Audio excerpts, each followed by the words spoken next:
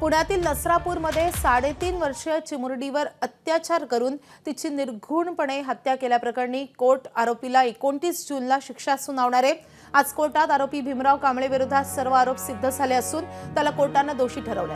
नराधम भीमराव कांबळे याला 3ऱ्या गुन्ह्यात आजन्म कारावासाची तरतूद करण्यात आली आहे। दरम्यान कोर्टात आरोपीला फाशीची शिक्षा देण्यात यावी अशी मागणी सरकारी वकील आणि मुलीच्या वडिलांनी केली आहे। ही घटना समाजासाठी घातक आहे।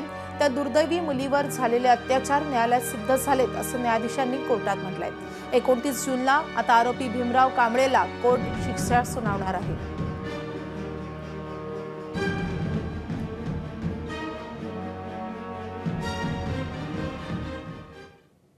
दरम्यान या प्रकरणातील तपास महिला अधिकारी विजयमाला पवार यांच्याशी आमच्या प्रतिनिधींनी बातचीत केली आहे। आपण पाहूयात।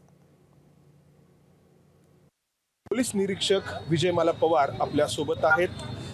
16 दिवसांमध्ये हत्येच्या इतक्या घृणास्पद प्रकरणाचा हा तपास पूर्ण करणं हे आव्हानात्मक होतं आणि फक्त तपास पूर्ण होणं नाही तर न्यायालयाला तो तपास मान्यही होणं।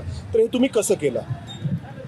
हा तपास आमच्या सगळ्यासाठी पुणे ग्रामीण पोलिसांसाठी अत्यंत महत्त्वाचा होता आणि आम्हाला त्या तपासापर्यंत पूर्ण पोहोचणं, आमच्याकडे आरोपी पहिल्या दिवशी जरी ताब्यात आलेला असला तरी देखील हा गुन्हा त्यानंच केलेला आहे हे सिद्ध करणं एक आम्हाला फार मोठी आव्हानात्मक गोष्ट होती। त्याच्यासाठी आमच्या पूर्ण टीमने रात्रंदिवस काम केलं आणि रात्रंदिवस काम करून आरोपीच्या विरोधातले सगळे भक्कम पुरावे आम्ही चार्जशीट सोबत कोर्टात दाखल केले। या सगळ्या दरम्यान आरोपीची जेव्हा तुम्ही चौकशी करत होता तेव्हा तुम्हाला काय जाणवायचं? त्याला कुठेतरी पश्चाताप होतोय असं जाणवायचं की तो तसाच निष्ठुर आहे असं तुम्हाला जाणवायचं?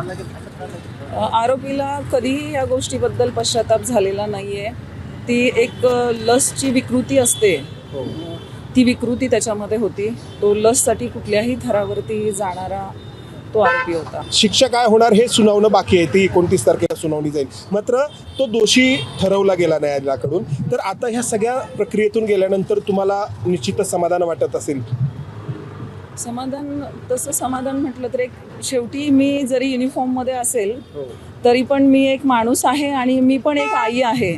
ज्यावेळेस ते 3 वर्षाचं बाळ असेल हे जे मी बोलते ते एक आई म्हणून बोलते की ते 3 वर्षाच्या बाळाला काहीही कळत नव्हतं आणि काहीही कळत नसलेल्या बाळाला की आपण एक फूस देऊन आमिष दाखवून घेऊन गेलेला आहे आणि त्याच्यावरती इतका अमानुष आणि लैंगिक अत्याचार करून त्याचा ब्रुटली मर्डर केला।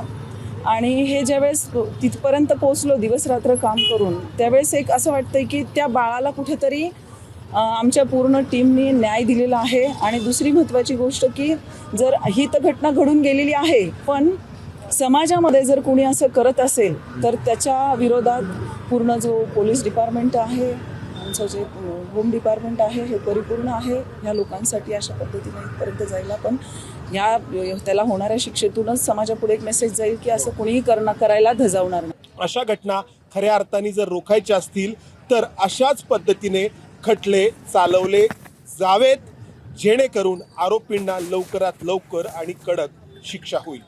कॅमेरामन राजेश बिडकर सह मंदार गोंजारी, ABP माझा, पुणे।